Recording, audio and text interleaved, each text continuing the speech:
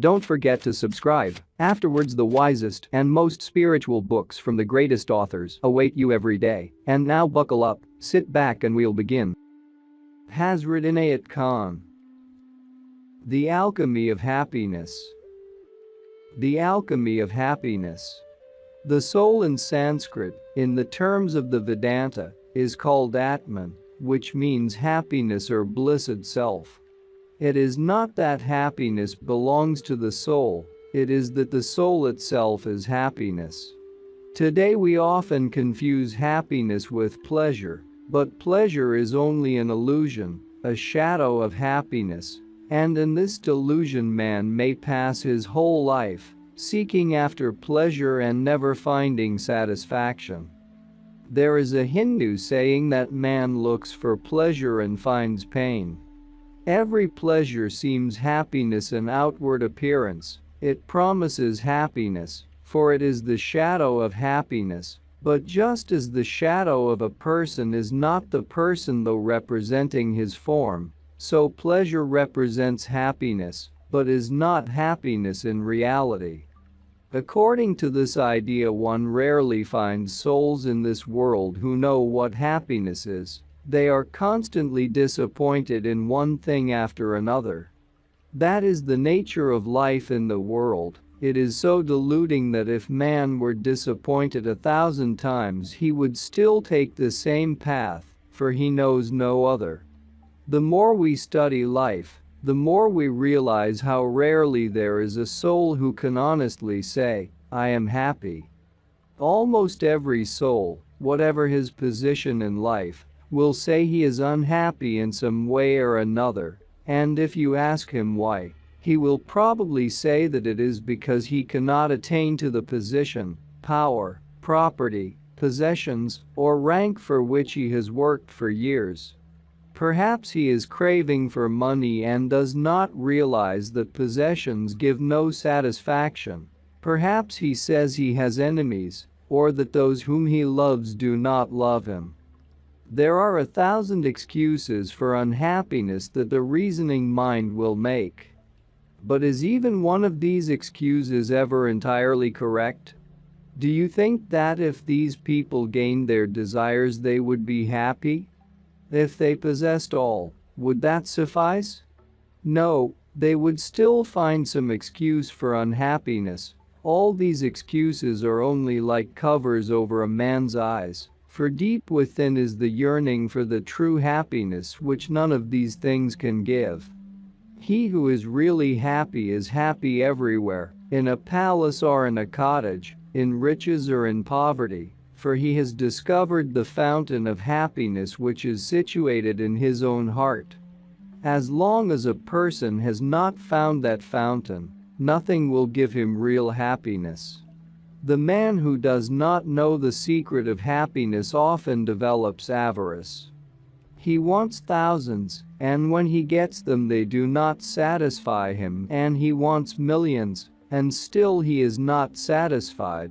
He wants more and more. If you give him your sympathy and service he is still unhappy. Even all you possess is not enough. Even your love does not help him, for he is seeking in a wrong direction, and life itself becomes a tragedy. Happiness cannot be bought or sold, nor can you give it to a person who has not got it. Happiness is your own being, your own self, that self that is the most precious thing in life. All religions, all philosophical systems, have in different forms taught man how to find it by the religious path or the mystical way. And all the wise ones have in some form or another given a method by which the individual can find that happiness for which the soul is seeking. Sages and mystics have called this process alchemy. The stories of the Arabian Nights, which symbolize mystical ideas, are full of the belief that there is a philosopher's stone, which will turn metals into gold by a chemical process. No doubt this symbolic idea has deluded men both in the East and West. Many have thought that a process exists by which gold can be produced. But this is not the idea of the wise. The pursuit of gold is for those who as yet are only children. For those who have the consciousness of reality, gold stands for light or spiritual inspiration. Gold represents the color of light, and therefore an unconscious pursuit after light has made men seek for gold. But there is a great difference between real gold and false. It is the longing for true gold that makes man collect the imitation gold, ignorant that the real gold is within. He satisfies the craving of his soul in this way, as a child satisfies itself by playing with dolls. This realization is not a matter of age. One man may have reached an advanced age and still be playing with dolls. His soul may be involved in the search for this imitation gold, while another may have begun in youth to see life in its real aspect. If one studied the transitory nature of life in the world and how changeable it is, and the constant craving of everyone for happiness, one would certainly endeavor at all costs to find something one could depend upon. Man, placed in the midst of this ever-changing world, yet appreciates and seeks for constancy somewhere. He does not know that he must develop the nature of constancy in himself. It is the nature of the soul to value that which is dependable. But is there anything in the world on which one can depend, which is above change and destruction? All that is born, all that is made, must one day face destruction. All that has a beginning has also an end, but if there is anything one can depend upon, it is hidden in the heart of man. It is the divine spark, the true philosopher's stone, the real gold, which is the innermost being of man. A person may follow a religion and yet not come to the realization of truth. But of what use is his religion to him if he is not happy? Religion does not mean depression and sadness. The spirit of religion should give happiness. God is happy. He is the perfection of love, harmony, and beauty. A religious person should be happier than one who is not religious. If a person who professes religion is always melancholy, his religion is disgraced. The form has been kept, but the spirit lost. If the study of religion and mysticism does not lead to real joy and happiness, it may just as well not exist, for then it does not help to fulfill the purpose of life. The world today is sad and suffering as the result of terrible wars. The religion which answers the demand of life today is one which invigorates and gives life to souls, which illuminates the heart of man with the divine light which is already there. Not necessarily by any outer form, though for some a form may be helpful, but by showing that happiness which is the desire of every soul. As for the question of how this method of alchemy is practiced, the whole process was explained by the alchemists in a symbolic way. They said gold is made out of mercury. The nature of mercury is to be ever moving, but by a certain process the mercury is first stilled, and once stilled it becomes silver. Then the silver has to be melted, and the juice of a herb is poured onto the molten silver, which is thereby turned into gold. This of course gives only an outline, but one can find detailed explanations of the whole process. Many childlike souls have tried to make gold by stilling mercury and melting silver, and they have tried to find the herb, but they were deluded, and they had better have worked and earned money. The real interpretation of this process is that mercury represents the nature of the ever-restless mind. Especially when he tries to concentrate, does a person realize that the mind is ever restless. The mind is like a restive horse. When it is ridden, it is more restive than when it is in the stable. Such is the nature of mind. It becomes more restless when one desires to control it. It is like Mercury, constantly moving. When by a method of concentration one has mastered the mind, one has taken the first step in the accomplishment of a sacred task. Prayer is concentration, reading is concentration, sitting and relaxing and thinking on one subject are all concentration.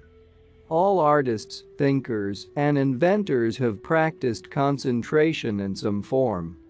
They have given their minds to one thing, and by focusing on one object have developed the faculty of concentration. But for stilling the mind a special method is necessary which is taught by the mystic, just as a singer is taught by the teacher of voice production. The secret of this is to be learnt in the science of breath. Breath is the essence of life, the center of life, and the mind may be controlled by a knowledge of the proper method of breathing. For this, instruction from a teacher is a necessity. For since the mystical cult of the East has become known in the West, books have been published, and teaching which had been kept as sacred as religion has been discussed in words. But these can never truly explain the mystery of that which is the center of man's very being. People read these books and begin to play with breath, and often instead of benefiting they injure both mind and body. There are also those who make a business of teaching breathing exercises for money, thus degrading a sacred thing. The science of breath is the greatest mystery there is, and for thousands of years it has been kept as a sacred trust in the schools of the mystics. When the mind is under perfect control and no longer restless, one can hold a thought at will as long as one wishes. This is the beginning of phenomena. Some abuse these privileges, and by dissipating the power thus obtained they destroy the silver before turning it into gold. The silver must be heated before it can melt, and with what? With that warmth which is the divine essence in the heart of man, which comes forth as love, tolerance, sympathy, service, humility, unselfishness, in a stream which rises and falls in 1,000 drops, each drop of which could be called a virtue, all coming from that one stream hidden in the heart of man. The love element. And when it glows in the heart, then the actions, the movements, the tone of the voice, the expression, all show that the heart is warm. The moment this happens, a man really lives. He has unsealed the spring of happiness which overcomes all that is jarring and inharmonious, and the spring has established itself as a divine stream.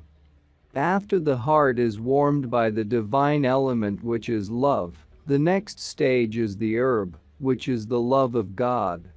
But the love of God alone is not sufficient, knowledge of God is also necessary.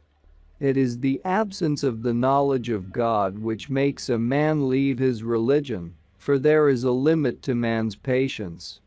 Knowledge of God strengthens man's belief in God, throws light on the individual and on life. Things become clear. Every leaf on a tree becomes as a page of a holy book to one whose eyes are open to the knowledge of God. When the juice of the herb of divine love is poured on the heart, warmed by the love of his fellow men, then that heart becomes the heart of gold, the heart that expresses what God would express. Man has not seen God, but man has then seen God in man, and when this happens, then verily everything that comes from such a man comes from God himself. The aim of life. The main object of life can only be one object, though there may be as many external objects as there are things and beings. There is one object of life for the reason that there is only one life, and this in spite of the fact that it appears outwardly to be many lives. It is in this thought that we can unite, and it is from this thought that true wisdom is learned. No doubt that main object of life cannot be understood at once, And therefore the best thing for every person is first to pursue his object in life. For in the accomplishment of his personal object, he will arrive someday at the accomplishment of that inner object. When man does not understand this, he goes on thinking there is something else to accomplish, and he thinks of all that is before him that is not yet accomplished. That is why he remains a failure. The person who is not definite about his object has not yet begun his journey on the path of life. One should therefore first determine one's object for oneself, however small that object is. Once it is determined, one has begun life. We find with many people that somehow they never happen to find their life's vocation. And what happens then is that in the end they consider their life a failure. All through their life they go from one thing to another, yet as they do not know their life's object they can accomplish so little. When people ask why they do not succeed, the answer is because they have not yet found their object. As soon as a person has found his life's object, he begins to feel at home in this world, where before he had felt himself in a strange world. No sooner has a person found his way than he will prove to be fortunate, because all the things he wants to accomplish will come by themselves. Even if the whole world were against him, he will get such a power that he can hold on to his object against anything. He will get such a patience that when he is on the way to his object, no misfortune will discourage him. There is no doubt that as long as he has not found it, he will go from one thing to another, and again to another, and he will think that life is against him. Then he will begin to find fault with individuals, conditions, plans, the climate, with everything. Thus what is called fortunate or successful is really having the right object. When a person is wearing clothes which were not made for him, he says they are too wide or too short, but when they are his clothes he feels comfortable in them. Everyone should therefore be given freedom to choose his object in life. And if he finds his object, one knows that he is on the right path. Also, when a person is on the path, there are certain things to be considered. When a person has a knot to unravel, and he is given a knife to cut it, he has lost a great opportunity in his life. It is a small thing, but by not accomplishing it he has gone backward. This is a minor example, but in everything one does, if one has not that patience and confidence to go forward, then one loses a great deal. However small the job a person has undertaken, if he completes it, he has accomplished something great. It is not the work that a person has accomplished, it is the very fact of accomplishing which gives him power. As to what is the main object of every soul, that object may be called spiritual attainment. A person may go through his whole life without it, but there will come a time in his life when, although he may not admit it, he will begin to look for it. For spiritual attainment is not only acquired knowledge, it is the soul's appetite, and there will come a day in life when a person will feel the soul's appetite more than any other appetite.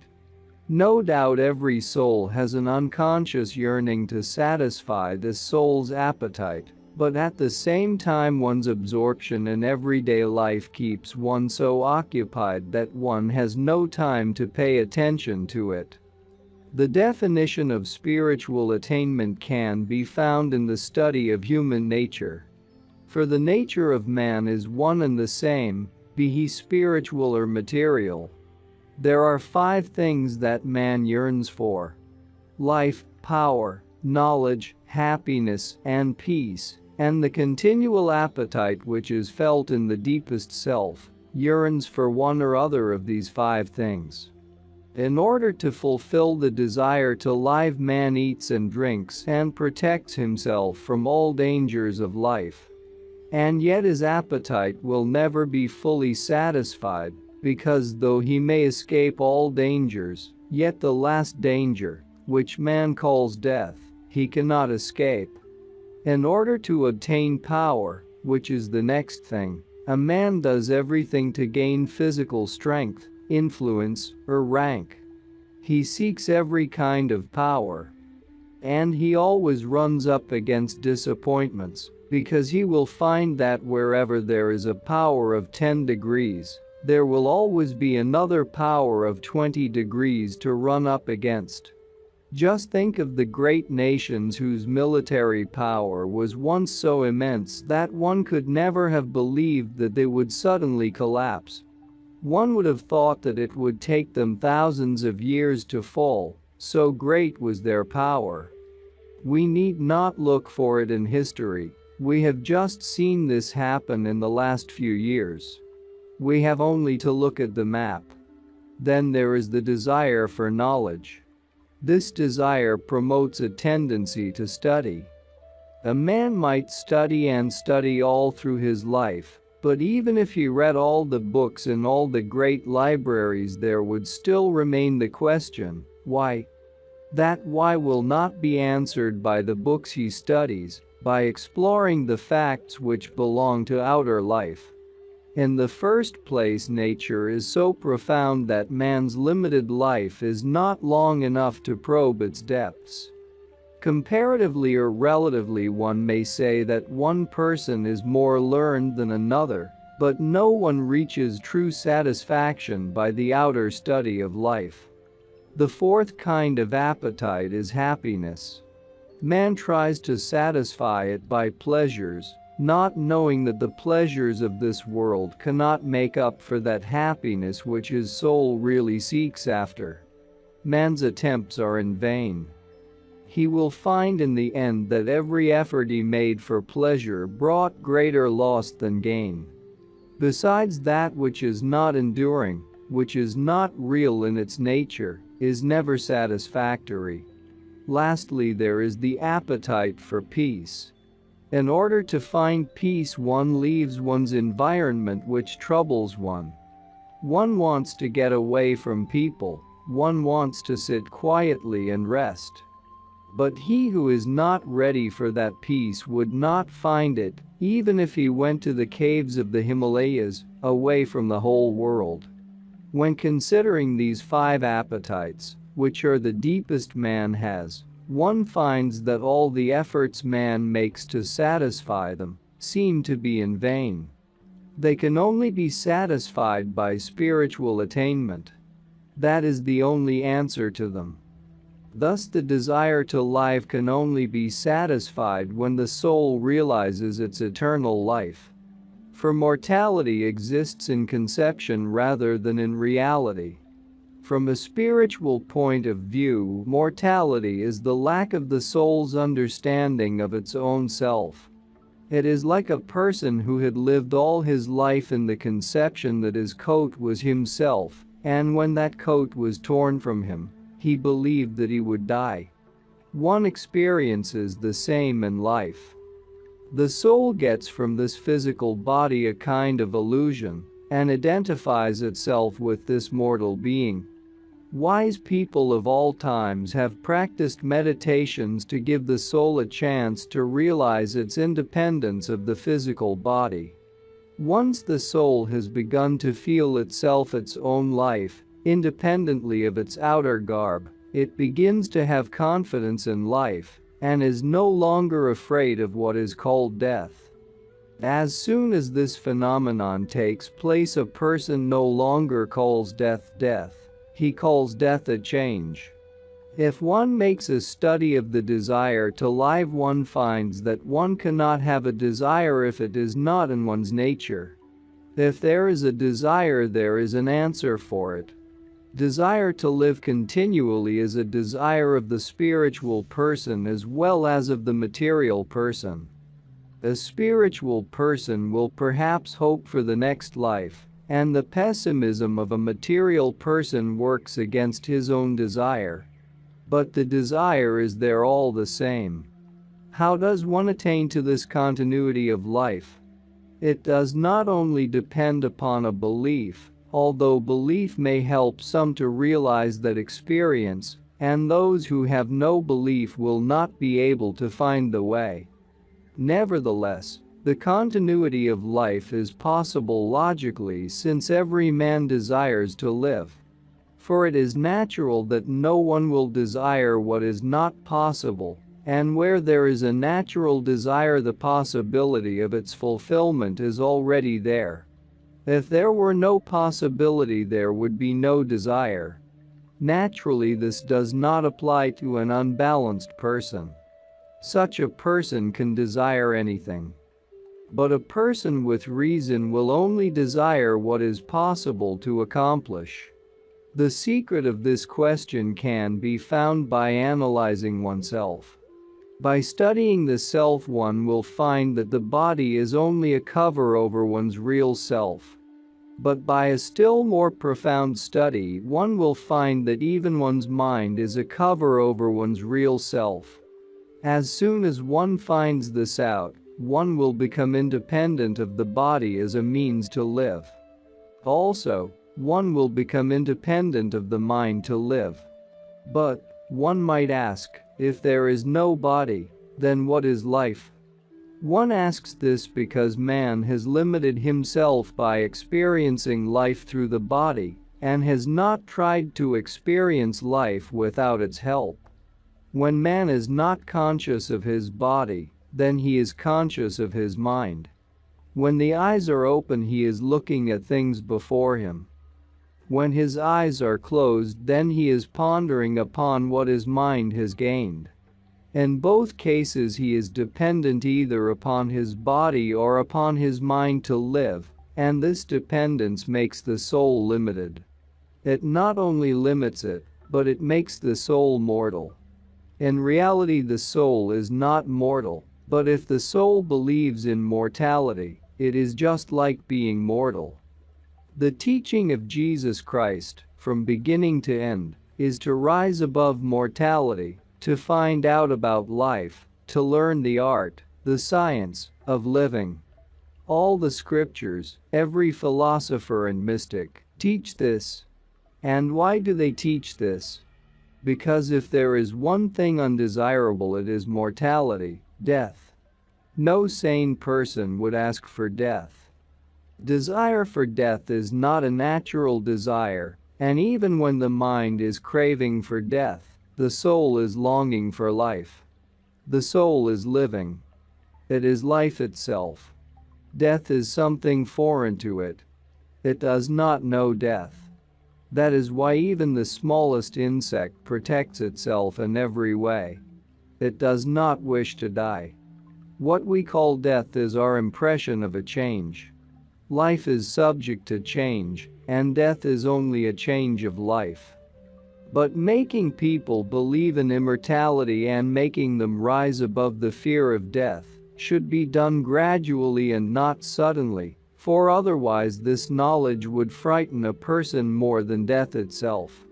It is for that reason that the knowledge of this truth was made a mystical, secret science.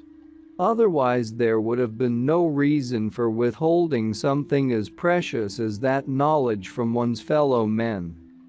When a person is awakened suddenly, he suffers a great shock, physically and mentally, and it takes him a long time to recover. It is the same with all spiritual truths.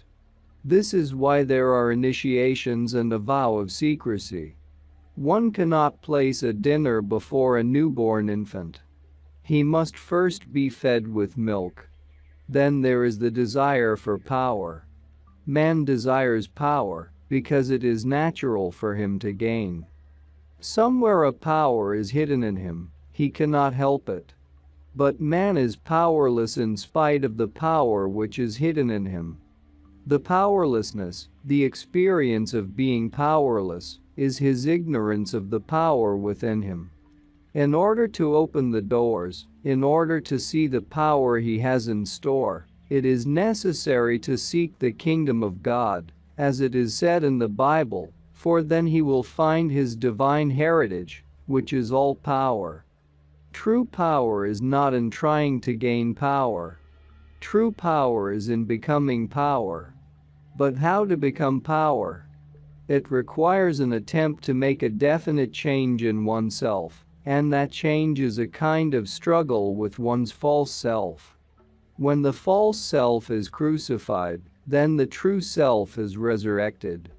Before the world, this crucifixion appears to be lack of power, but in truth all power is attained by this resurrection. As to knowledge, it has two aspects. One, knowledge is what one gathers by learning the names and forms of this life. That cannot satisfy this appetite. It is only a stepping stone to it. This outer learning only helps one to come to the inner learning, but the inner learning is quite different from the outer learning. How is it learned? It is learned by studying the self. One finds that all the knowledge one strives after and all that exists to study is all in oneself. Therefore one finds a kind of universe in oneself, and by the study of the self, one comes to that spiritual knowledge for which the soul hungers. In order to get that knowledge, one must try to meditate and to dive into the sea of knowledge which cannot be taught by study. In this way one distinguishes two aspects of knowledge. One aspect of knowledge is intellect, the other aspect is wisdom. Therefore a wise man is not necessarily a clever man, nor a clever man a wise man. Then there is the question of happiness. A person thinks that when his friends are kind to him, when people respond to him, or when he gets money, then he will be happy. But that is not the way to become happy. Sometimes it proves the opposite. For lack of happiness makes him blame others, believing they are standing in the way of his becoming happy. In reality that is not so. True happiness is not gained, it is discovered. Man's way itself is happiness. That is why he longs for happiness. What keeps happiness out of one's life is the closing of the doors of the heart, and when the heart is not living, then there is no happiness there. Sometimes the heart is not fully alive but only partly. At the same time it expects life from the other heart. But the real life of the heart is to live independently in its own happiness, and that is gained by spiritual attainment, by digging deep into one's own heart. The one who has found his peace within himself may be in a cave of the mountain or among the crowd, yet in every place he will experience peace.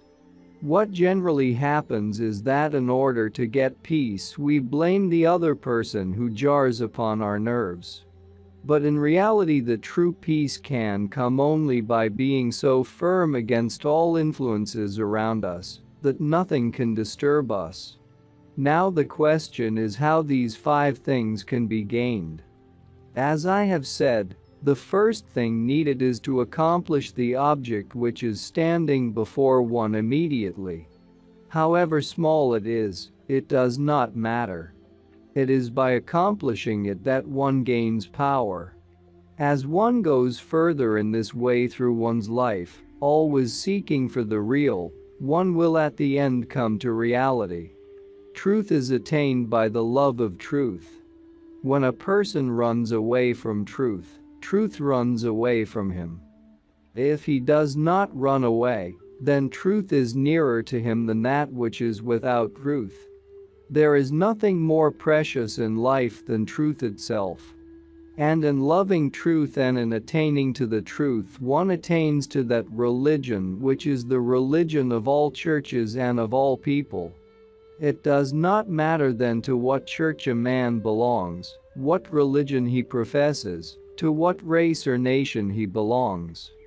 When once he realizes the truth he is all, because he is with all.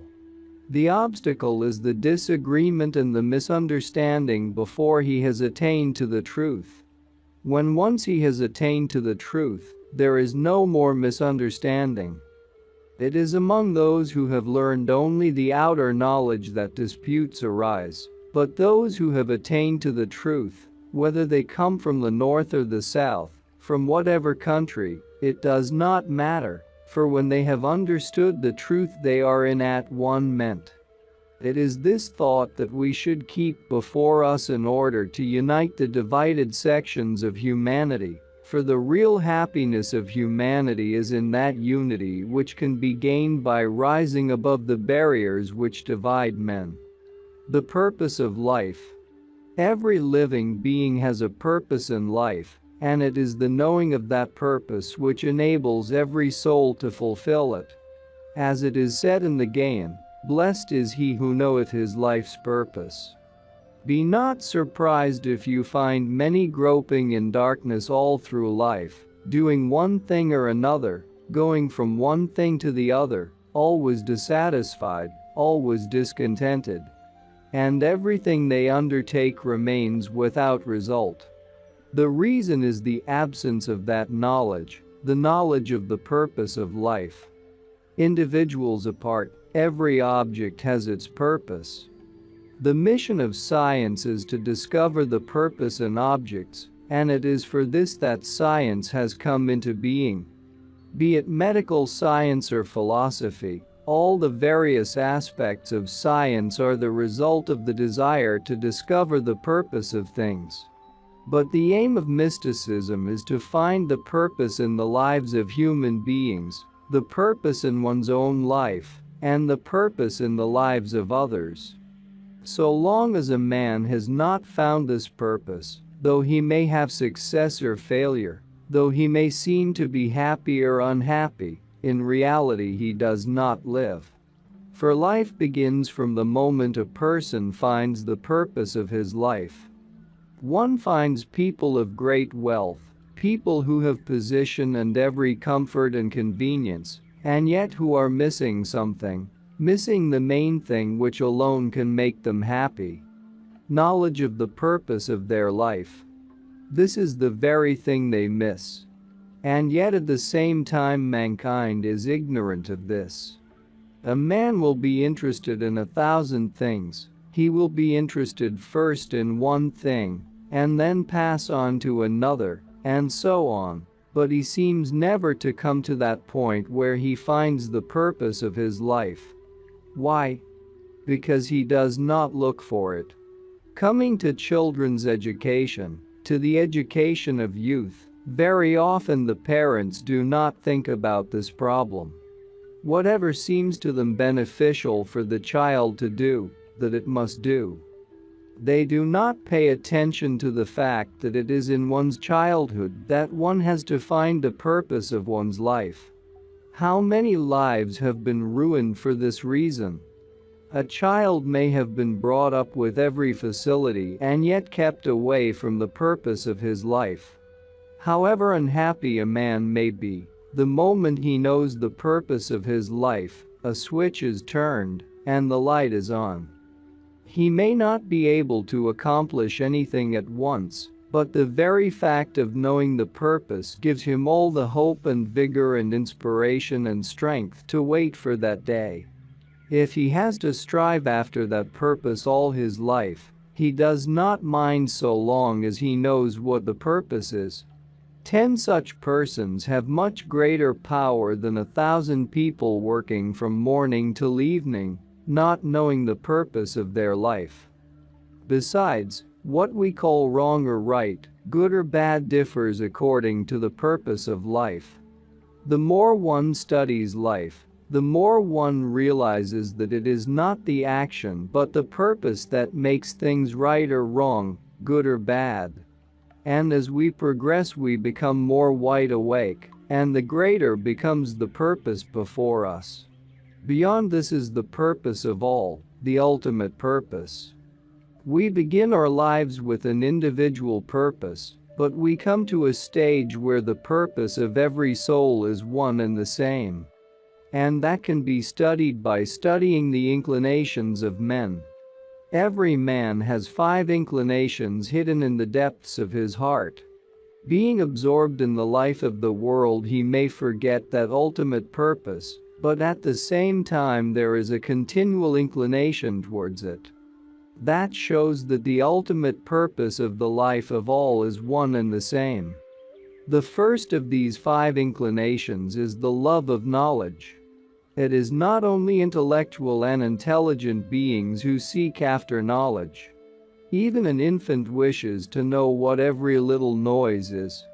Every child seeing a beautiful color or line in a picture inquires about it. And therefore in greater or less degree every individual is striving after knowledge. No doubt in life as it is today, many are placed in a situation where they never have a moment in which to gain that knowledge which they seek after. From morning till evening they have their duty to perform. They are so absorbed in it that after some time that hunger for knowledge is lost, and their mind becomes blunted. There are many thousands of people whom life has placed in a situation where they cannot help but concentrate on some particular work and never have time to think about things that they would like to think about, that they would like to know. We have made this life. We call it progress, freedom, but it is not freedom of mind. The mind is imprisoned in a limited horizon, and we call it a sphere. If all thought, all life, consists in studying something only in order to earn one's bread and butter, then when can one give one's thought and mind to what one's soul is seeking after? Among those who have a little freedom in life, who have time to think about gaining some knowledge, there are many who seek only after novelty. They think that to learn means only to get to know something they did not know before. There are very few seekers who discover that from every idea, however simple, a revelation comes when they give their mind to it, and that it then begins to teach them more and more things which they had never known. I have experienced this myself. There was a couplet of a Persian verse I had known for 12 years. I liked it, it was a simple everyday conception. But after 12 years one day a glimpse of inspiration came, and that very couplet became a revelation. It seemed as if there had been a seed and then a seedling sprang from it and turned into a plant which produced fruit and flowers. The difficulty that so-called truth-seeking people experience is that when they have a little time to look for truth they are restless. One thing does not satisfy them, and so they go from one thing to another. Thus instead of coming to the real notion of truth, they only get into confusion. Someone asked an artist if he could make a really new picture. Yes, he said, I can. He put 2 horns and 2 wings on the body of a fish, and people said, how wonderful, this is something no one has ever seen. Everyone has seen wings on birds and horns on beasts. But there are many souls who need a novelty of that kind. Many admire it, and few think, like Solomon, that there is nothing new under the sun, especially when we come to the domain of wisdom, of knowledge. For one does not arrive at concentration, contemplation, or meditation by studying many things, nor by going from one idea to another. The next inclination is the love of life, and not only in human beings, for even little insects escape if one tries to touch them. Their life is dear to them. What does this show? It shows that every being wishes to live, however unhappy he may be, however difficult life may seem. Perhaps in the sadness of the moment a person might wish to commit suicide, but if he were in his normal condition, he would never think of leaving this world. Not because the world is so dear to him, but because the soul's inclination is to live. It is said in the Gaian, life lives, death dies. Since life lives, life longs to live. And nobody wishes for one moment that death should ever take him. The great prophets, masters, saints, sages, philosophers, mystics, What was their striving? Their striving was to find some remedy to cure man of mortality. But is his mortality his conception or his condition? It is a condition when seen outwardly.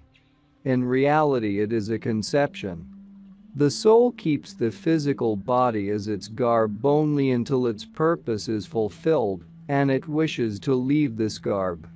For no one wishes always to carry his heavy coat. Even the king feels more comfortable when the crown is put in the cupboard. The soul's happiness comes when it is freed from its physical burden. It can only be happy when it can be itself. As long as man thinks he is his body, so long is he mortal, being only conscious of his mortal existence.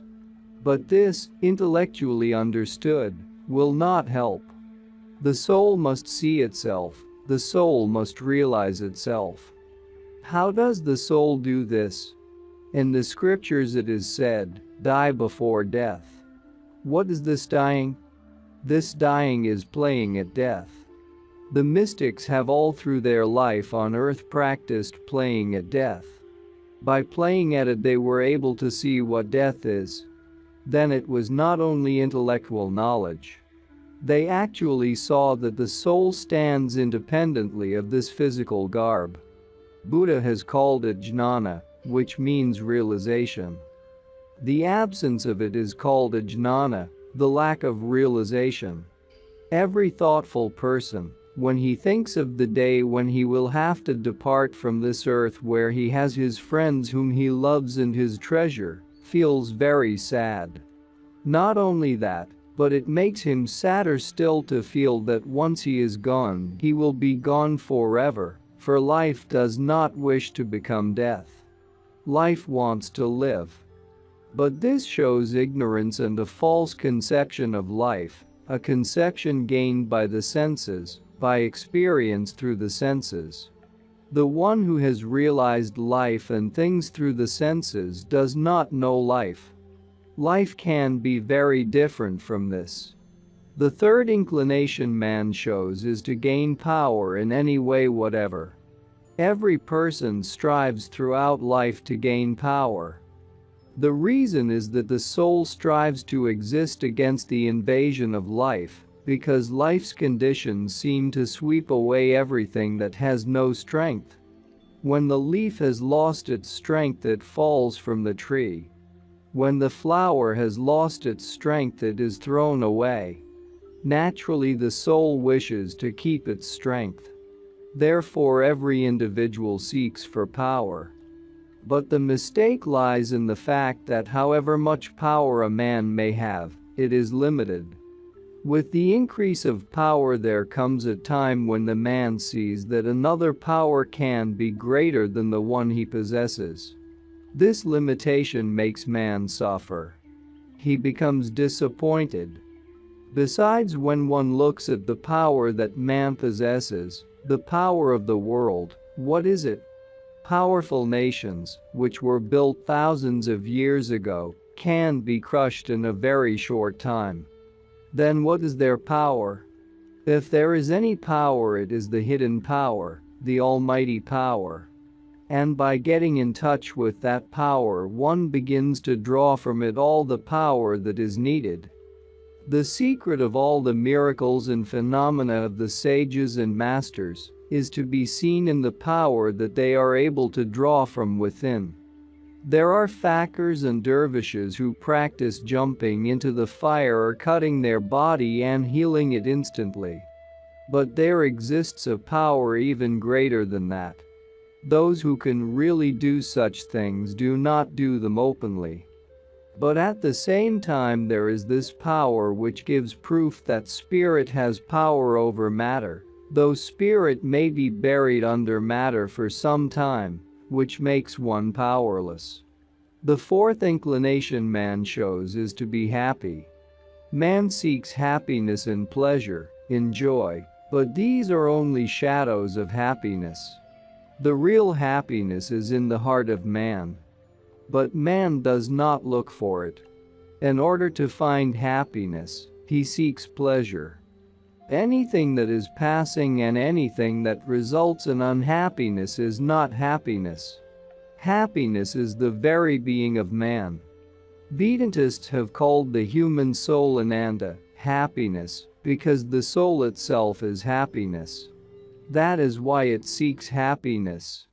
And because the soul cannot find itself, it is always looking for something that will make it happy. But what it finds can never make it really happy, perfectly happy. Sin and virtue, good and bad, right and wrong, can be distinguished and determined on this principle. Virtue is what brings real happiness. What is called right is that which leads to happiness. What is good because it gives happiness. And if it does not do so, it cannot be good, it cannot be virtue, it cannot be right. Whenever man has found virtue in unhappiness, he has been mistaken. Whenever he was wrong, he has been unhappy. Happiness is the being of man. That is why he craves for it. The fifth inclination man shows is for peace. It is not rest or comfort or solitude which can give peace. It is an art which must be learned, the art of the mystics by which one comes to experience peace. One may ask why, if it is natural for the soul to experience peace, one must strive for peace by practice, by meditation, by contemplation. The answer is that it is natural to experience peace, but life in the world is not natural. Animals and birds all experience peace, but not mankind, for man is the robber of his own peace. He has made his life so artificial that he can never imagine how far he is removed from what may be called a normal, natural life for him to live. It is for this reason that we need the art of discovering peace within us. We shall not experience peace by improving outside conditions. Man has always longed for peace, and he has always brought about wars. At the same time, every individual says he is seeking for peace. Then where does war come from?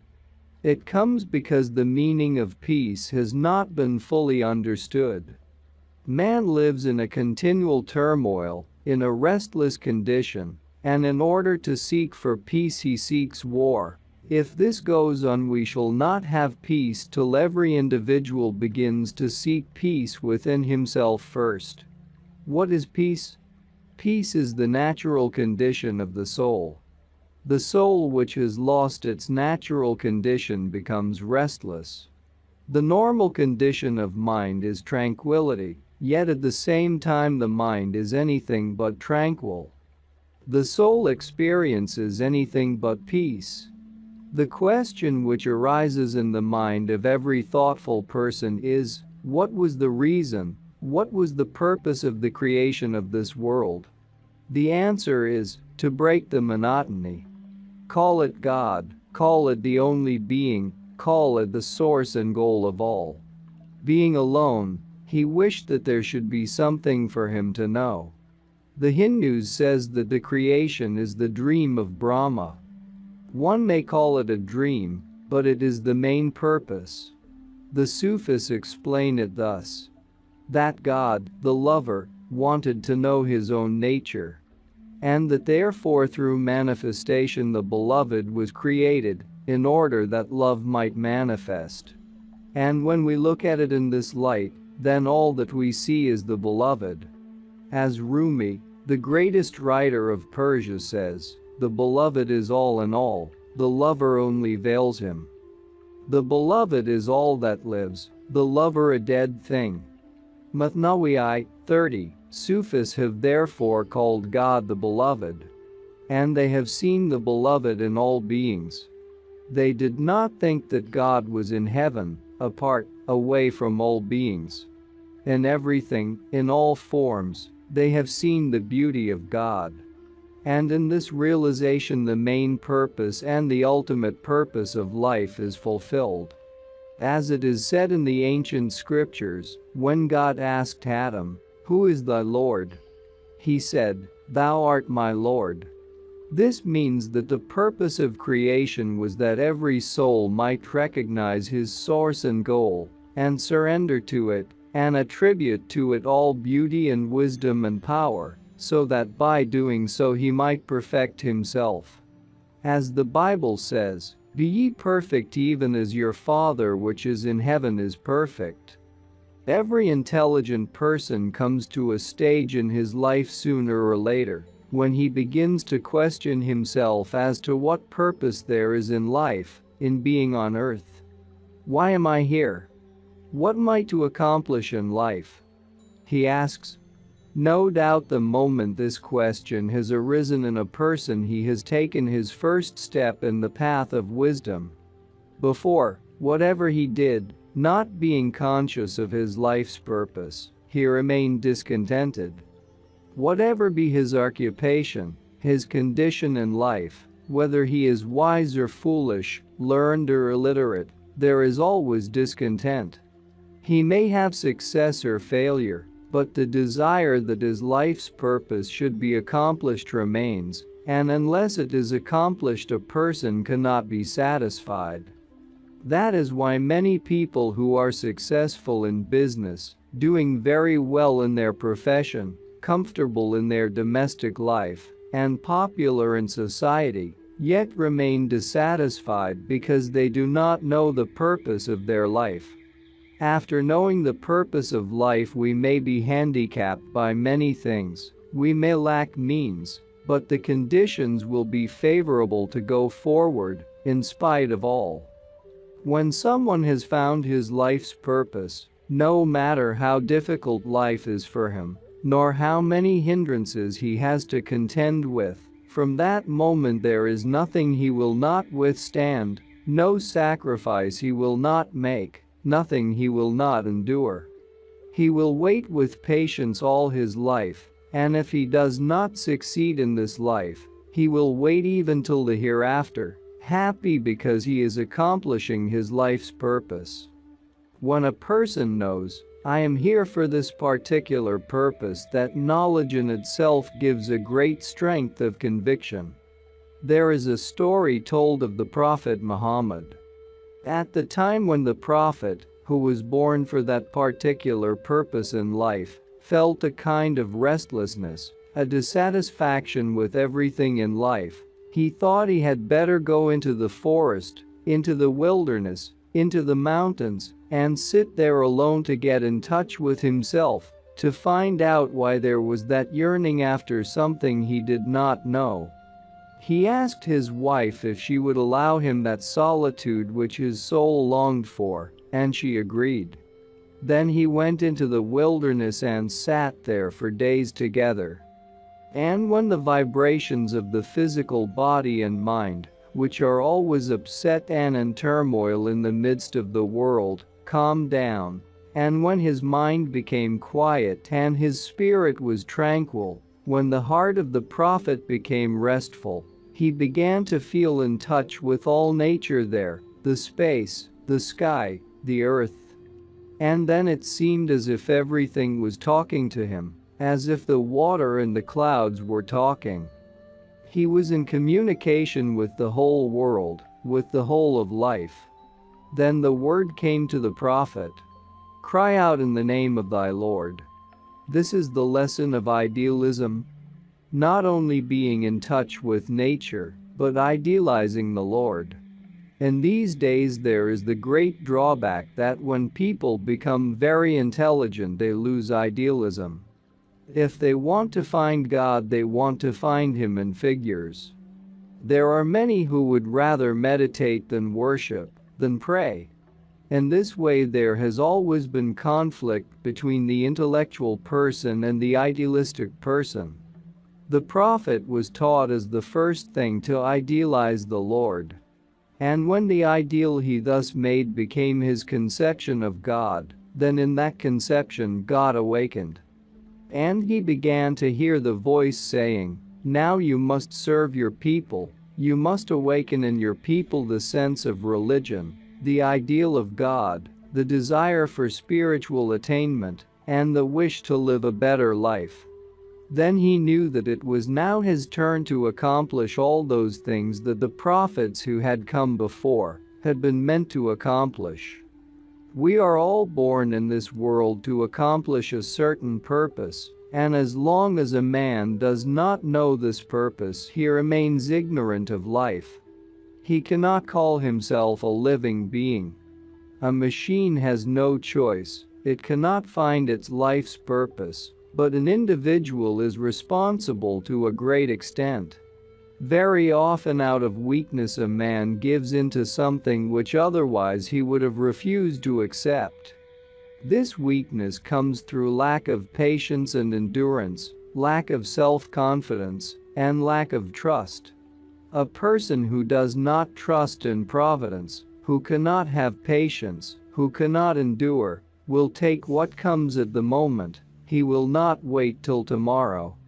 Perhaps the purpose of his life would have opened up before him if he had had more power of endurance, more self-confidence, more trust in providence. But when he possesses none of these things, he is just like a machine.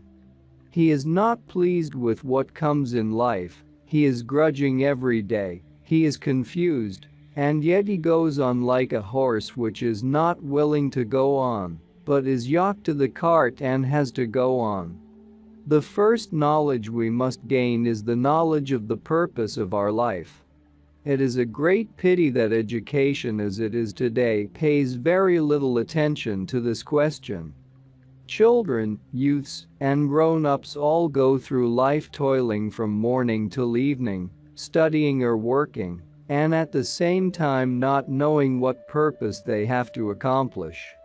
Among 1,000 persons there may be one exception, but 999 are placed in a situation, whether they desire it or not, where they are working just like a mechanism, a machine put in a certain place which is made for it, and where it must work. Out of 100, perhaps 99 are discontented with the work they are doing. Either it is their environment that has placed them there, or it is because they must work for their living, or because they have the idea that they should first gather what they need.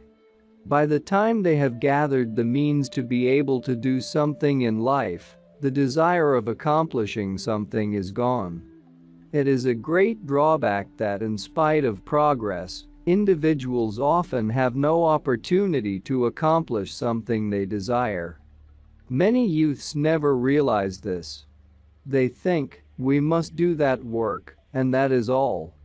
And they have no time to think about the purpose of their particular life. Thus hundreds and thousands of lives are wasted. In spite of all the money they make, their hearts are not satisfied, for it is not the wealth one gains that can give that satisfaction. On hearing from the Prophet that all things and beings were created for a certain purpose, someone said, "O Prophet, I cannot understand why mosquitoes were created." And the Prophet answered, "They were created so that you may get up quickly at night and engage yourself in prayer. Everything is created with a purpose, in order that we may use it for its purpose. And so it is with people." Sadi says, every being is created for a purpose, and the light of that purpose is already kindled in his soul. As we need blacksmiths and goldsmiths and farmers and others, so we need philosophers and mystics and prophets. That creates the harmony, just as we need sharp and flat in music. If it were not so, there would be no beauty, for beauty is created through variety. When we look at life with a philosopher's view, we see that every person is like one note in the symphony of life. That we all make this symphony of life, each contributing the music which is needed in that symphony. But if we do not know our own part in the symphony of life, naturally it is as if one of the 4 strings on the violin is not tuned, and if it is not tuned, it cannot give the music which it should produce. So we must each produce that part for which we are born. If we do not contribute what we are meant to and what we should contribute, we are not in tune with our destiny. It is only by playing that particular part which belongs to us that we shall get satisfaction. Maybe many people will not think as I do, for instance those who believe strongly in pacifism, in the peace ideal. They will say, is it not madness that anybody should make a war? But everything one does, though it may look better or worse, yet belongs somewhere in the scheme of life, and we have no right to condemn it. The principal thing for every individual is to become conscious of the duty for which he is born. There are in reality two purposes of life. One is the minor, the other is the major purpose of life. One is the preliminary, and the other is the final purpose. The preliminary purpose of life is just like a stepping stone to the final one. Therefore, one should first consider the preliminary purpose of life. In the East, there are various stories told about sages and saints who have awakened someone to the purpose of his particular life. And the moment that person was awakened, his whole life changed. There is an account in the history of India of the life of Shivaji. There was a young robber who used to attack travelers passing along the way where he lived, and he robbed from them whatever he could. And one day before going to his work, he came to a sage and greeted him and said, "Sage, I want your blessing, your help in my occupation." The sage asked what his occupation was. He said, "I am an unimportant robber." The sage said, "Yes, you have my blessing." The robber was very pleased and went away and had greater success than before. Happy with his success, he returned to the sage and greeted him by touching his feet and said, "What a wonderful blessing it is to be so successful." But the sage said, "I am not yet satisfied with your success. I want you to be more successful. Find 3 or 4 more robbers and join together and then go on with your work." He joined with 4 or 5 other robbers who went with him and again had great success. Once more he came to the sage and said, "I want your blessing." The sage said, "You have it. But still I am not satisfied. 4 robbers are very few. You ought to form a gang of 20. So he found 20 robbers. And eventually there were hundreds of them. Then the sage said, "I am not satisfied with the little work you do. You are a small army of young men. You ought to do something great. Why not attack the Mughal strongholds and push them out, so that in this country we may reign ourselves?" And so he did, and a kingdom was established. The next move of the robber would have been to form an empire of the whole country. But he died. Had he lived, Shivaji would have formed an empire. The sage could have said, "What a bad thing, what a wicked thing you are doing. Go in the factory and work." But the sage saw what Shivaji was capable of. Robbery was his first lesson, his ABC. He had only a few steps to advance to be the defender of his country, and the sage realized that he was going to be a king, to release his people from the Mughals. The robbers did not see it, the young man did not think about it. He was pushed into it by the sage. The sage was not pushing him into robbery. He was preparing him for a great work. Why in the East is the greatest importance given to a teacher in the spiritual path? For this reason. As Hafiz has said, if your teacher says, "Sprinkle your prayer rug with wine," do it. A prayer rug is a holy object. Wine is considered unwholesome. But Hafiz continues, for the knower knows best which way to go. For instance, if a person wishes to collect wealth, his whole mind is absorbed in it. He may be told, No, that is not a good thing. What is wealth after all? It is unreal, useless. You ought to be devotional, spiritual. But his mind will not be there. He cannot be spiritual. He is concentrated on that particular thing, and because he cannot collect the money he wants, he is unhappy. If one forces upon him spirituality, religion, devotion, prayer, they will not help him. Very often people in place of food give water, and in place of water give food. That is not good. Spirituality comes in its time. But the preliminary purpose is what a man will contribute to the world as the first step before awakening to spiritual perfection. All the great teachers of humanity have taught that preliminary purpose of life in their religions. Whatever teachings they have given to their followers, their motive has been to help them to accomplish that first purpose in life. For instance, when Christ called the fishermen, he said, "Follow me, and I will make you fishers of men." He did not say he would make them more spiritual. That was the first step. He wanted them to accomplish the first purpose of life. The next purpose was to become more spiritual. To the teachers of spiritual knowledge who look at it in this way, their first duty is to show someone how to accomplish the first purpose of life. When they have done this, then they show the second purpose. There are 4 different ways people take in their lives. One way is the way of material benefit. By profession, by occupation, business, or industry, a person wants to make money. Something is to be said both for and against this ideal. Against it may be said that while working for money, one very often loses the right track, thought, and consideration. One easily overlooks the rights of others when one is working for money.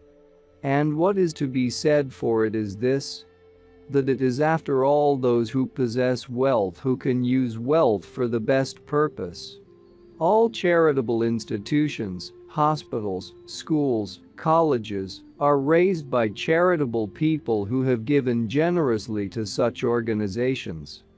There is therefore nothing wrong in earning money and in devoting one's time to it, as long as the motive is right and good. Another aspect is duty. One considers that one has a duty to one's community, town, or country. One does some social work. One tries to do good to others and considers it one's duty. It may be that one has a duty towards one's parents. One may be looking after one's mother and sacrifice one's life for her, or for one's wife and children. There is great merit in this also. No doubt what speaks against it is that very often such lives are spoiled, and they have no chance to do anything worthwhile in the world. But if it were not for the dutiful, the world would be devoid of love and affection. If the wife had no sense of duty towards her husband, nor the neighbor towards his friend, then they would be living like creatures of the lower creation. It is the sense of duty that makes man greater than other beings. That is why we admire it. Heroes who give their lives for their country are not doing a small thing. It is something great when a person gives his life for the sake of duty. Besides, duty is a great virtue. At the time of the last war, there was a young woman who was always displeased and in disagreement with her husband, and she was always wanting a separation. When the call to arms came, her husband went to the battlefield, and he hoped that in his absence, she would find someone else. As the war went on, she thought that while her husband was fighting, she would enroll as a nurse. And it happened that near the place where she was working, the husband was wounded. He lost his eyes, and she became his nurse. When she saw him in that condition, she was astonished that it had so come about that she was to be his nurse. She had just received a letter containing a proposal of marriage, but she tore it up and changed her mind in an instant. She said, "Now that he has lost his eyes and that he is helpless, I shall remain his wife. I shall take care of him all his life." Duty, the sense of duty, is a great virtue. And when it is perfected and deepened in the heart of a man, it wakens him to a greater and higher consciousness. In that way people have accomplished noble things. The great heroes have lived a life of duty. The sense of duty comes from idealism. The greater his ideal of duty, the greater the man. According to the Hindus, the observers of duty are considered religious because dharma, the Sanskrit word which means religion, also means duty. The third purpose one chooses in life is to make the best of the present. It is the point of view of Omar Khayyam, who told one to drink the cup of life just now. There is a quatrain in the Rubaiyat where he says, "O my beloved, fill the cup that clears today of past regrets and future fears.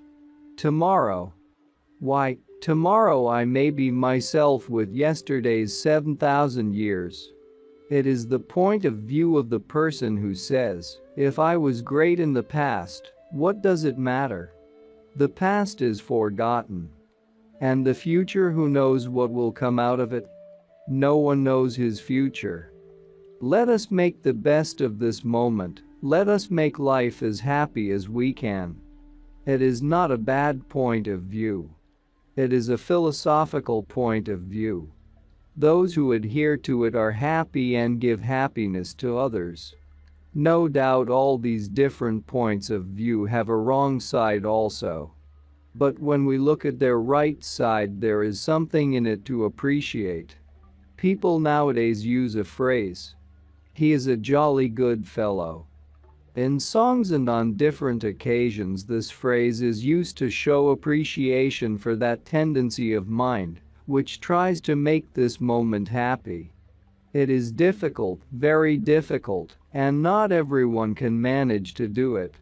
For life has so many conflicts, so many troubles.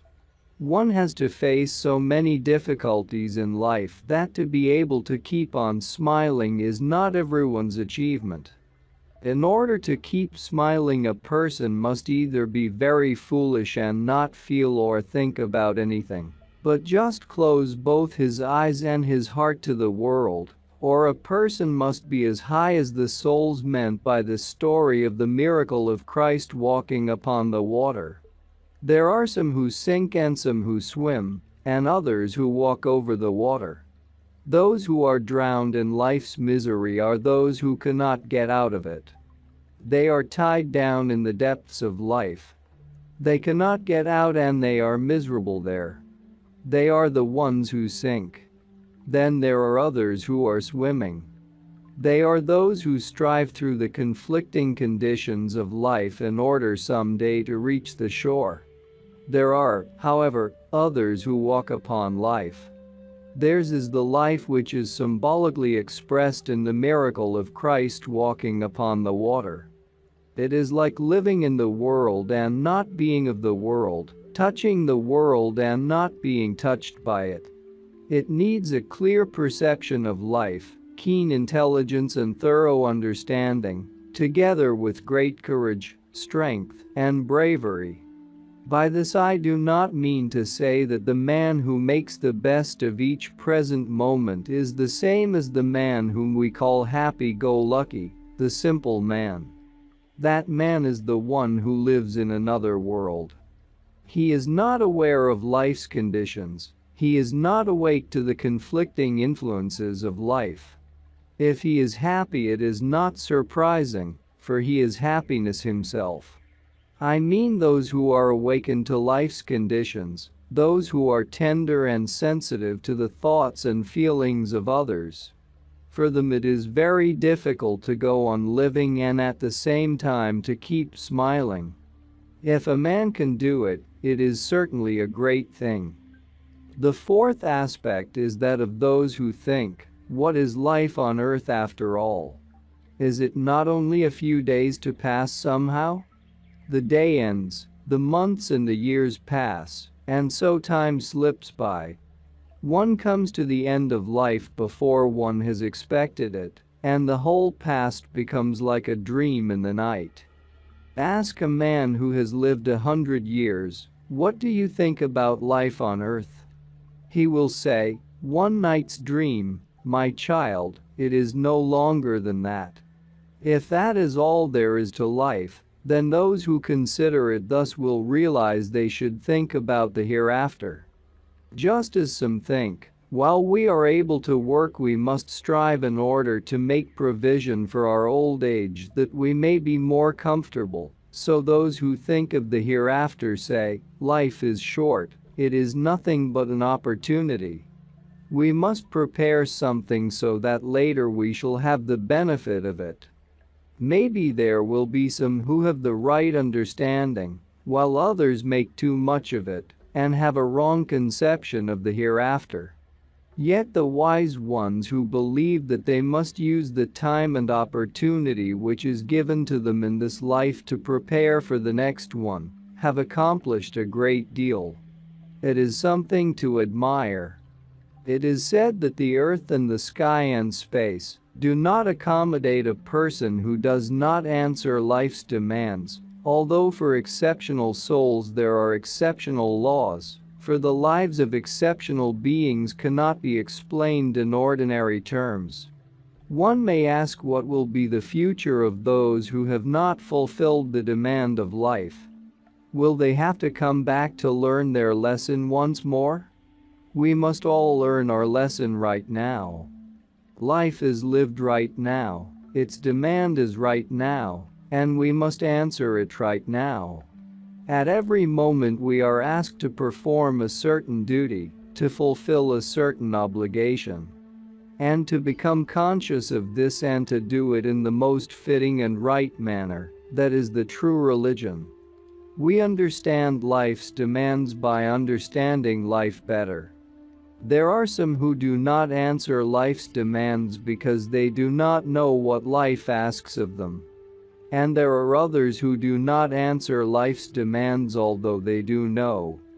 When the demands of the outer life are different from what the inner life asks of us, we should fulfill the demands of the outer life without neglecting those of the inner life. As it is said in the Bible, "Render unto Caesar the things that are Caesar's, and unto God the things that are God's." We have to become like the ebb and flow.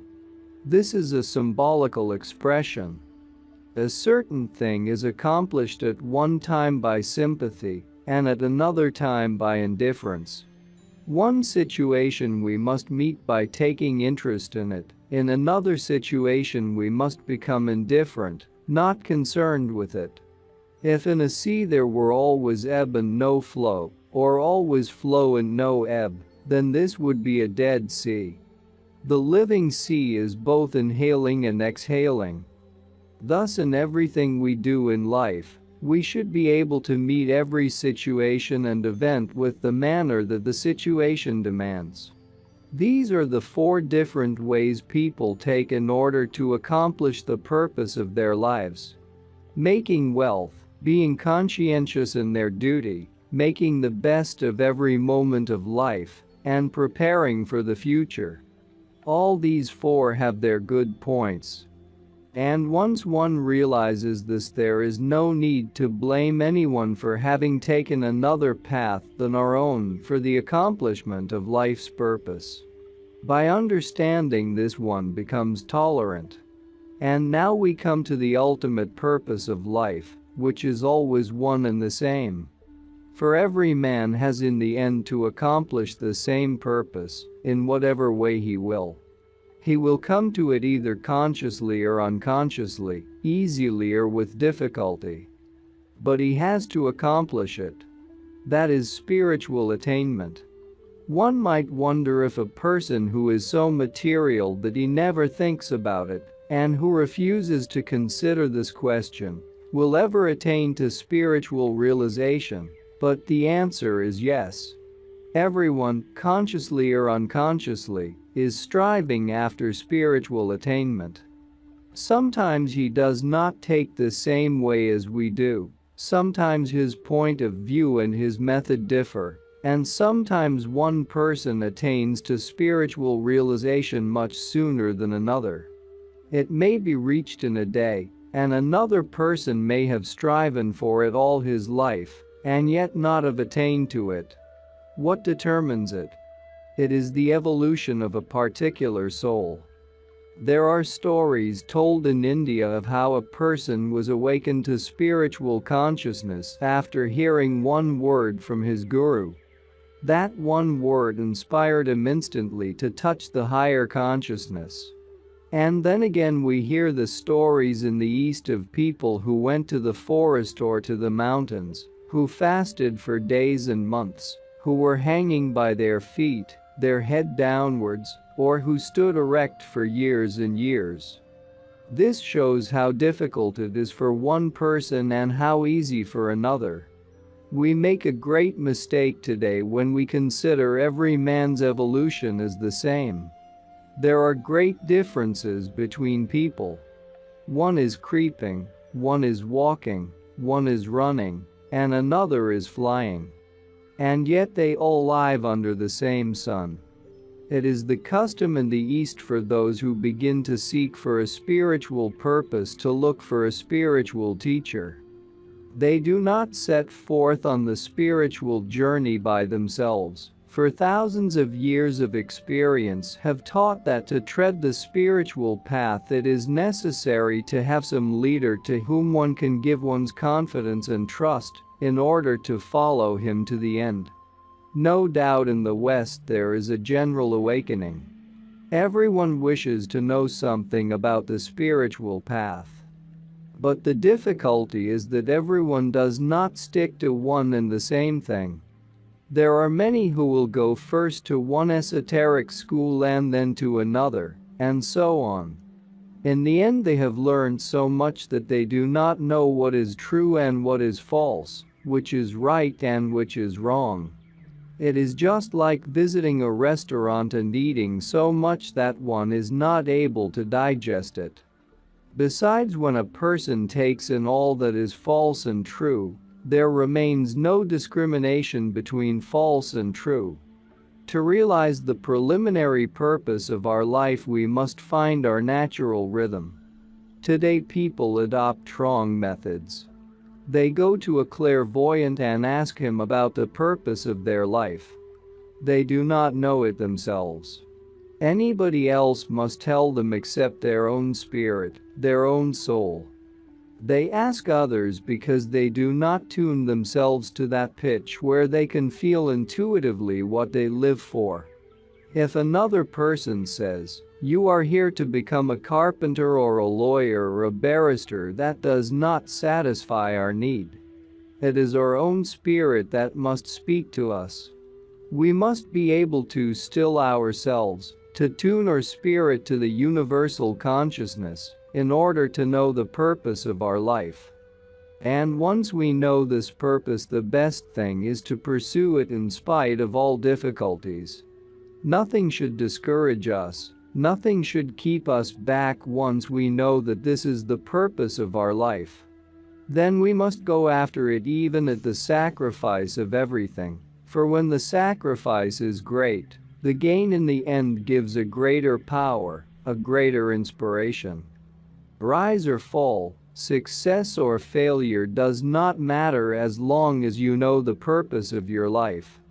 If 99 times you fail, the 100th time you will succeed. Thus the ultimate purpose, for which the soul is seeking every moment of our life, is our spiritual purpose. And you may ask how to attain to that purpose. The answer is that what you are seeking for is within yourself. Instead of looking outside, you must look within. The way to proceed to accomplish this is for some moments to suspend all your senses such as sight, hearing, smell, touch, in order to put a screen before the outside life.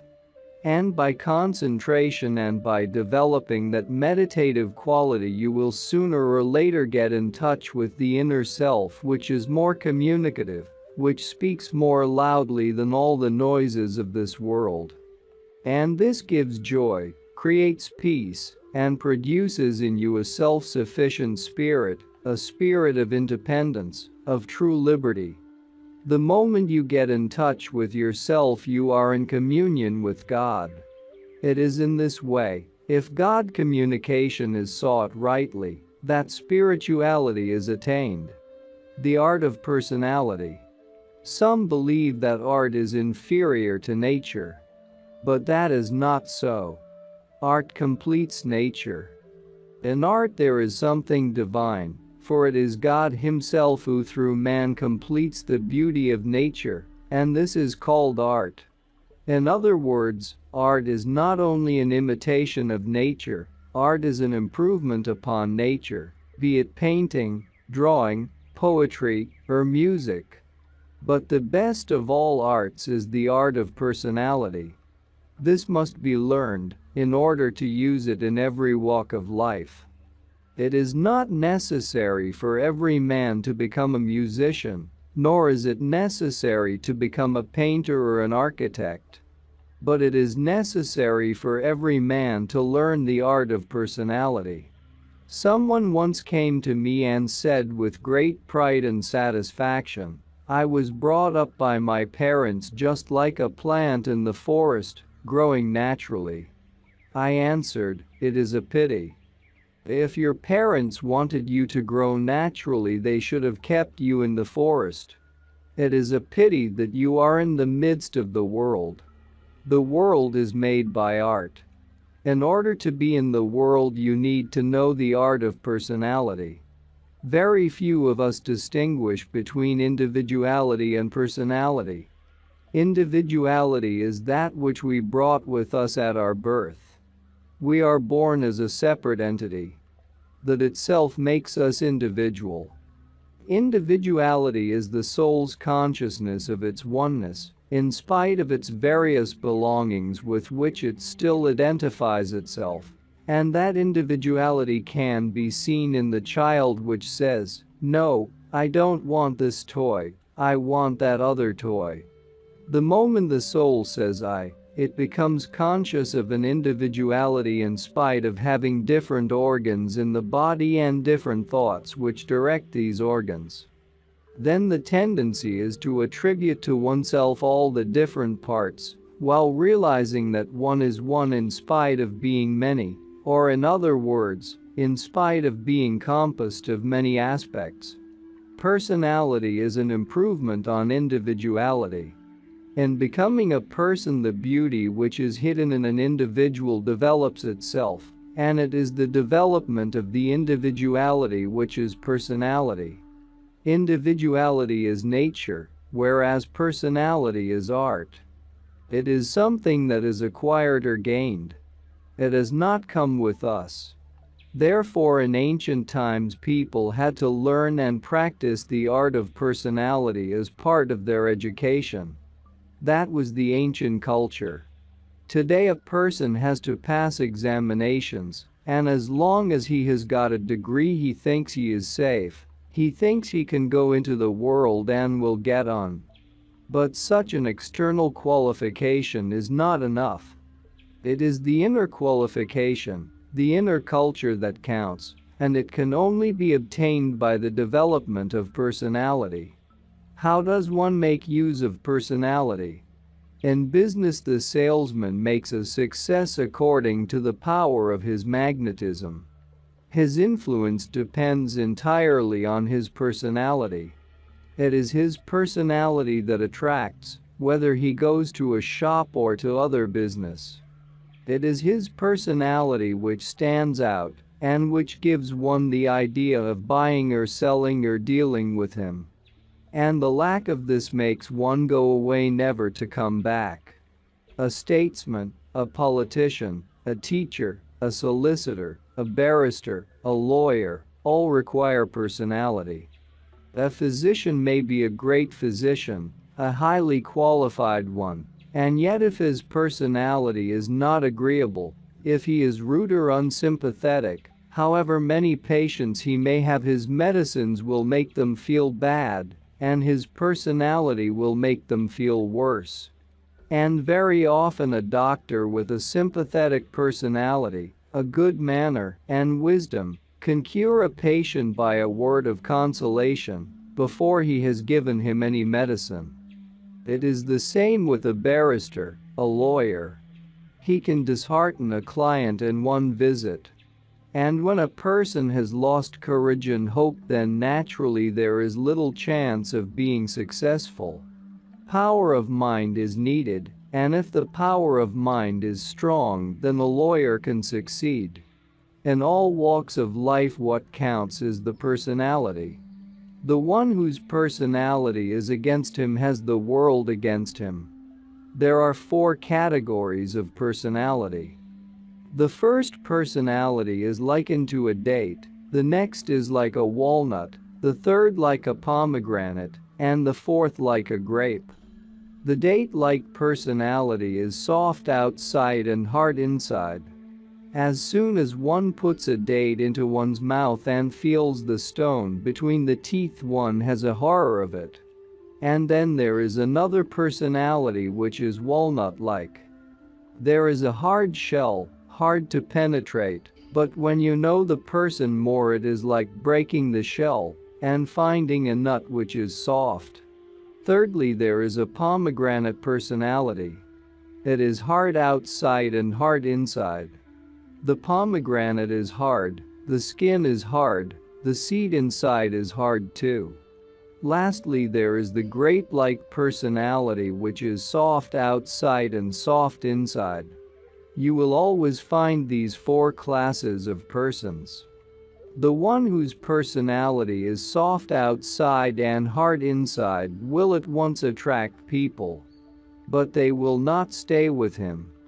They will stay for some time, but then they leave him.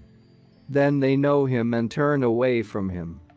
The personality who is hard outside and soft inside is repellent at first, but in the end you will become his friend. That is why he does not make so many friends. You can only understand this man when you reach his inner being. And the personality who is hard outside and hard inside is isolated in the world. This is no place for him. Everyone will want to keep away from him, and then after some time he will find himself in difficulties. But the one whose personality is soft outside and soft inside will naturally be most magnetic. The grape is the most attractive fruit. At every stage in the evolution of man there is a different kind of magnetism. There are 4 different aspects of magnetism: physical magnetism, intellectual magnetism, sympathetic magnetism, which is sometimes called personal magnetism, and spiritual magnetism. Freshness, purity, good health, cleanliness, harmonious movements, regular form, all these help physical magnetism. Every man who is loving, affectionate, kindly, gentle, and who has developed a sympathetic nature will always attract without knowing it. For sympathy has the greatest power, and this magnetism is lasting.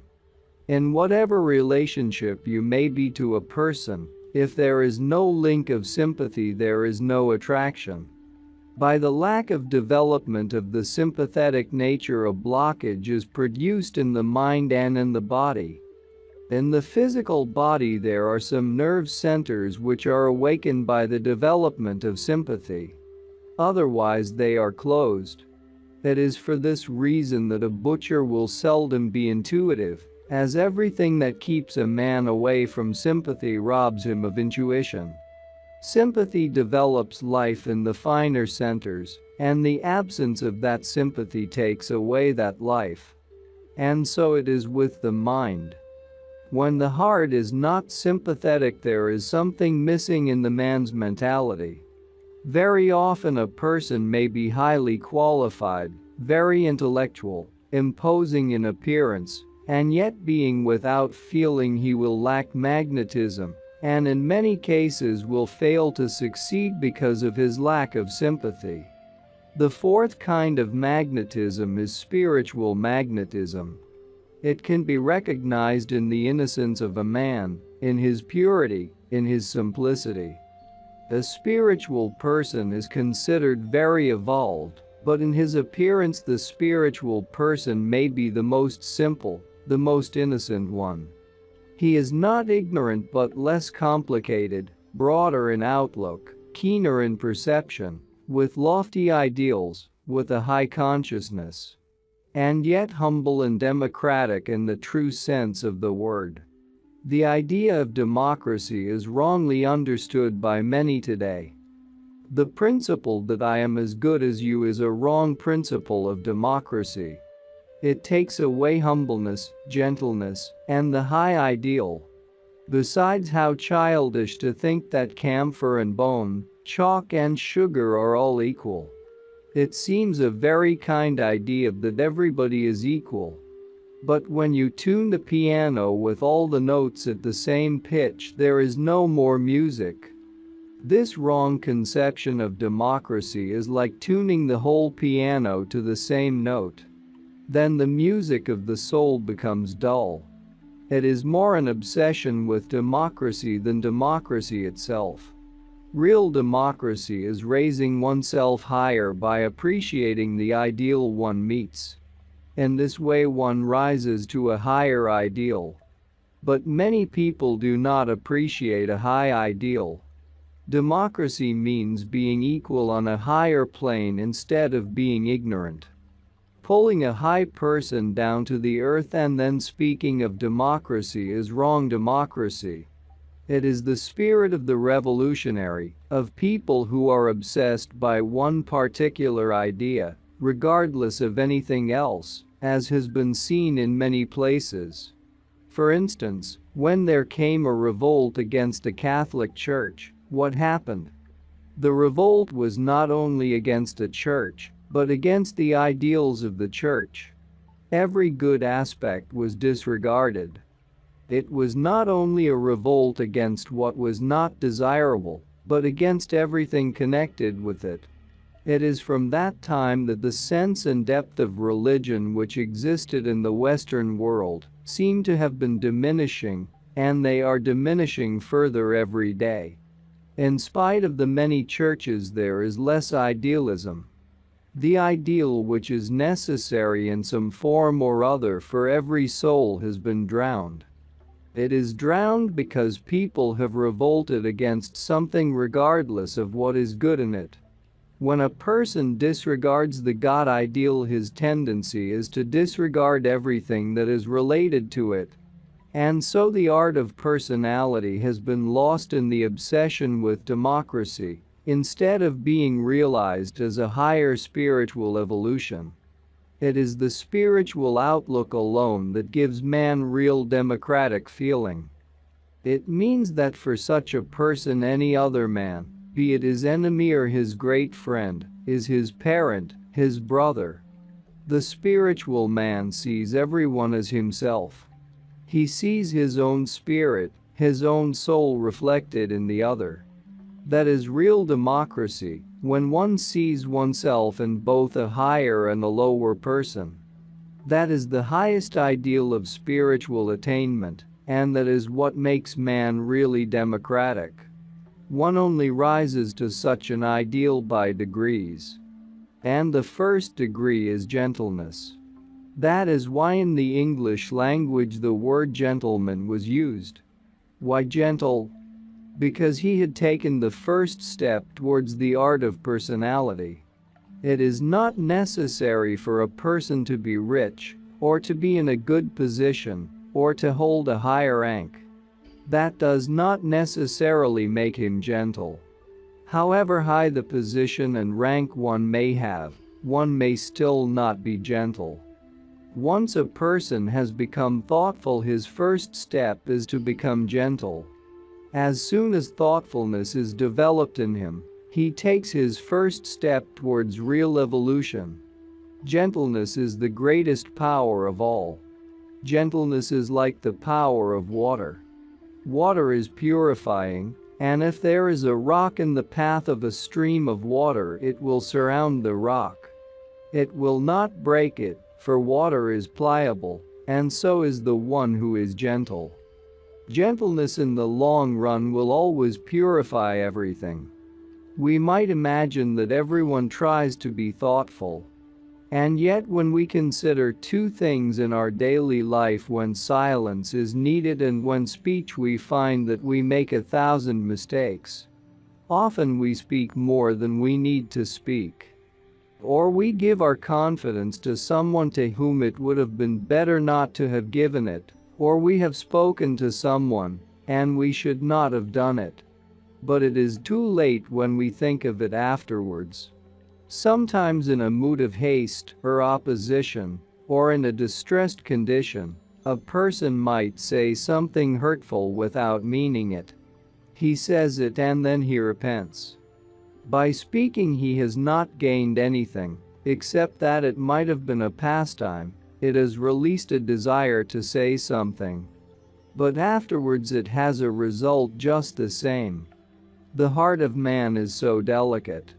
It is just like a fragile glass, and once it is broken is very difficult to mend. Any hurt and harm once given is never really mended. One can apologize and ask forgiveness, but what is done is done. What is said is said. The word is not lost. Every word we speak remains somewhere. In the heart of the one listening, in space or in the ground, it stays and has some result. Moreover, by learning to be thoughtful, one develops dignity in one's nature. The more one thinks of others, the more dignified one becomes, because dignity springs from thoughtfulness. Then very often a person makes a habit of being talkative. He wastes his own time, his own thought, and the thought and time of the other person. And very often it ends in confusion. One accomplishes nothing by useless arguments. It is amusing to notice that very often a person argues because he lacks knowledge. He goes on arguing because he does not know. He wants to find out from the other person what he knows about it. Besides, how can one understand by discussing or arguing that which one can only understand by one's own wisdom, by the intuition within? It is very often a loss of time. Some have a real passion for talking. To them it is an amusement, a pastime. But in the end they exhaust themselves and become nervous, and nothing is gained. Silence seems sometimes very hard to keep. But surely it has great advantages, as disagreement and inharmony can often be avoided by it. Silence is good for both the wise and the foolish. For the wise man it is good because it avoids unnecessary talk. He can keep his precious thought well cherished within himself. And so he rears the good thought, which is like a plant. And the foolish one covers up his stupidity as long as he keeps silent, and so much the better. Silence raises the dignity of the wise and hides the stupidity of the foolish. Besides, the more one evolves, the more one will discover the different grades of people, just like the different keys on the piano. One is lower, another is higher. Every person has a different grade of evolution. Also, the higher you evolve, the more you will find that you cannot drive everyone with the same whip. You have to speak to everyone differently, in fact in his own language. If you speak a language he does not understand, it will be gibberish to him. If he is less evolved, he will abuse you for what you have said. If he is highly evolved and you say something which does not reach his state of evolution, it will make you small in his eyes. What is the use? Besides, you will always find that inharmony is caused unnecessarily by words. On the other hand, however inharmonious the atmosphere created by other persons may be, If you have the words of wisdom, you can dissolve the clouds of inharmony. Once when traveling, I met a man of a very dense evolution, a soldier who always lived in military surroundings and who had very fixed ideas of his own. And when we were talking together and it appeared that we thought differently about something, I happened to say, in order to preserve harmony, well, we are brothers. He looked at me with great anger and said, "Brothers? How dare you say such a thing?" I said, "I forgot. I am your servant, sir." He was very pleased. I could have argued, but this would have created disharmony without reason. The foolishness of that man blazed up just like fire. I put water on it and extinguished it. I did not diminish myself. We are all servants of one another. And it pleased and satisfied him. There is a story of a wise healer. A woman went to him and asked, "Can you tell me what to do? I am having a difficult time with my husband. There is a quarrel at home every day." He said, "That is very easy." She said, "I would be so grateful." He said, "I will give you these lozenges, these sweets. You keep them in your mouth when your husband comes home and all will be well." They are magnetized sweets. And every day she noticed that there was no quarrel anymore. After 10 days, when the sweets were finished, she went back to the healer and said, "I would give anything if you could let me have some more of those sweets. They were wonderful." Then the teacher said, "My friend, you must understand, after eating the sweets for 10 days, that your husband, having toiled all day, is nervous and tired and weary when he comes home. Naturally, he is not in tune. And you made him worse by talking. By keeping silent, you gave him nothing to quarrel about, and your home became more harmonious. This should teach you a lesson. That silence is the key to harmony. The development of personality. Any efforts made in developing the personality or in character building must be not for the sake of proving oneself superior to others, but of becoming more agreeable to those around one and to those with whom one comes in contact. Conciliation is not only the moral of the Sufi, it is the sign of the Sufi.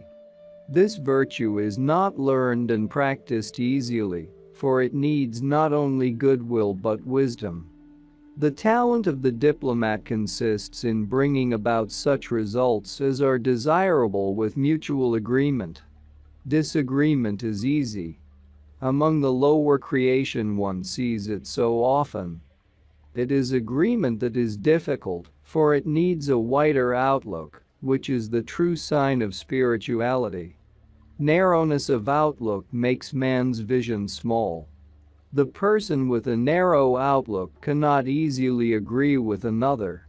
There is always a meeting ground for two people, however much they differ in thought. But the meeting ground may be far off, and when that is so, a man is not always willing to take the trouble to go so far in order to come to an agreement. Very often this is due to his lack of patience. What generally happens is that each wants the other to meet him at the place where he is standing. There is no desire on either part to move from the spot. This does not mean that in order to become a real Sufi, one should give up one's own ideas in order to agree with someone else. And there is no advantage in always being lenient towards every thought that comes from another, nor in erasing one's own ideas from one's heart. That is not conciliation. The one who is able to listen to another is the one who will make another listen to him. The one who finds it easy to agree with another will have the power of making another agree easily with him. Therefore, in doing so, one really gains in spite of the apparent loss which might sometimes occur. When a man is able to see both from his own point of view and from that of another, he has complete vision and a clear insight. He, so to speak, sees with both eyes. No doubt friction produces light, but light is the agreement of the atoms. Two people having their own ideas and arguing about them can be a stimulus to thought, and then it does not matter so much. But when a person argues for the sake of argument, the argument becomes his game. He has no satisfaction in conciliation. Words provide the means of disagreement and reasons become the fuel for this fire. But wisdom is found where the intelligence is pliable, where it understands all things, even the wrong of the right and the right of the wrong. The soul who arrives at perfect knowledge has risen above right and wrong. He knows them and yet knows not. He can say much and yet what can he say? Then it becomes easy for him to conciliate each and all. There is a story of two Sufis who met after many years, having traveled their different ways. They were glad to meet each other after many years of separation, as they were both murids of the same murshid. One said to the other, "Tell me, please, your life's experience. After all this time of study and practice of Sufism, I have learned one thing: how to conciliate another. And I can do it very well now. Will you please tell me what you have learned?" The other one said, "After all this time of study and practice of Sufism, I have learned how to master life. And all that there is in this world is for me, and I am the master. All that happens, happens by my will." Then came the murshid, whose murids both of them were, and they spoke to him of their experience during their journey. The murshid said, "Both of you are right. In the case of the first, it was self-denial, in the right sense of the word, which enabled him to conciliate others. In the case of the second, there was no longer any of his will left. If there was any, it was the will of God. In human beings one finds millions of qualities. Every quality has its origin in the heredity and is in reality a mixture of different qualities, a kind of solution. So every person will have different qualities unlike those of others, and every person is unique in his way. In this lies the secret of the oneness of God. Not only is God one, but man is one too. One should never be discouraged or disappointed in life. Man has the key of his own life in his hand, if he only knew it. It is absurd to say, "I have not got that quality." There is no quality in the world that man has not got, either good or bad. And the soundest psychology is to say to oneself that one has the quality one thinks most desirable, most attractive, and not that quality which one does not think desirable. There is infinite variety in personality. The law of variety comes from the nature of manifestation. Every current taking a different direction becomes different and manifests differently. Variety is also caused by time and space.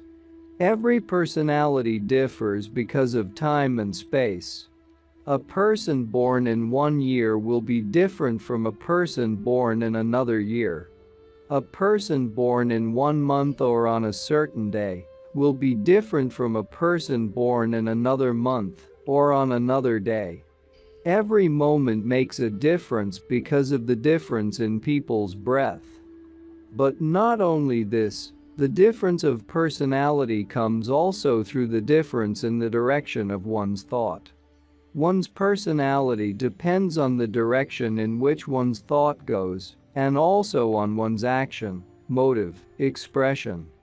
All these things cause difference in personality. There is a story of a dervish who was standing in the middle of the street when the procession of the king was approaching. First came the pages who ran before the procession, and they pushed him and said, Don't you see, the king is coming. Go away." And the dervish smiled and said, "That is why." And he remained in the same place. Then there came the horsemen, the bodyguards. They said, "Get out of the way, the procession is coming." The dervish smiled and said, "That is why." Next the courtiers came and saw the dervish standing there. And instead of telling the dervish to go away, they moved their horses a little away from where he stood. And again the dervish said, "That is why." Finally came the king, and when the king saw the dervish standing there, he greeted him first, and the dervish in reply said, "That is why." An intelligent young man asked him, "What is it you mean by this remark?" The dervish answered, "You can see, that is why he is what he is." This ideal people have wiped away from their minds. Where is democracy? The kingliness of greeting the dervish, that is democracy. But the man who is not evolved, who is pulling the most evolved down to his level, has a wrong conception of democracy. It is going downwards instead of upwards. If lack of manners and consideration can be democracy, it loses its real ideal and true spirit.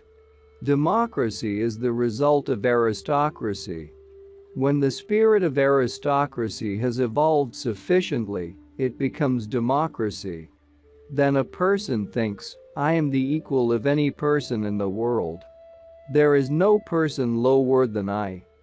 But if a person says, "There is no person higher than I," that is not democracy. In Burma one finds Buddhists of a very wonderful kind. It is the only race which for centuries has believed that there is no religion that is not as good as their own. Imagine, today, when the followers of most religions look down upon the followers of another. These people say, whatever be the religion, Christian or Muslim or Jewish, it is not worse than ours. Perhaps it is better. They all had this same thought, and even today they still have this belief. That is something wonderful. But when a person says, "Nobody is better than I am," it is no democracy. It is sinking lower, because it means closing one's eyes to what is greater, higher, and better. If one cannot appreciate or see it, one cannot rise to it. One can only rise towards that which one values and towards which one aspires. If I were to speak before the world today about occult power, psychic power, spirit communication, breathing practices, people would be glad to listen. But if I say simple things like this, it means nothing to them. Yet suppose one did not develop personality, what about spirituality? A person must be a person first, and spiritual afterwards. If he is not a person, then what is the use of being spiritual? It is going back instead of going forward. Man is born to fulfill the purpose of his life. He is made to be a man, to prove he is a human being. A man who can be relied upon, a man whose word carries authority, who uses thought and consideration, whom one can trust with one's secret. A man who will not humiliate himself under any conditions, who will lose his life rather than humble himself, who will not deceive or cheat anybody, who will never go back on his word. A man who will carry through what he has once undertaken. All these qualities make a man a human being. Today our condition is such that we cannot believe in one another's word. We have to have a stamp on a contract.